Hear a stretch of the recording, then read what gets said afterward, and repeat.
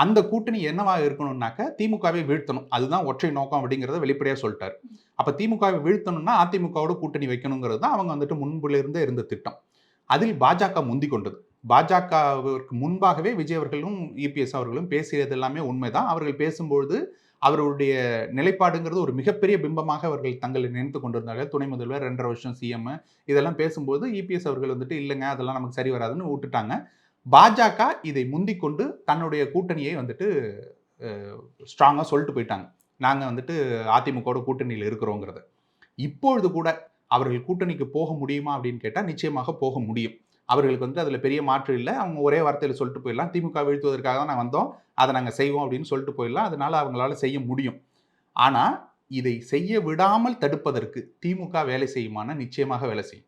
ஏன்னா விஜயும் அதிமுகவும் கூட்டணிக்குள்ள ஒரே கூட்டணிக்குள்ள வந்துட்டாங்க. பாஜக வந்துருச்சு. பாமக, தேமுதிகலாம் உள்ள வந்துருச்சுன்னா, அது ஒரு மிகப்பெரிய அணியாக மாறிவிடும்.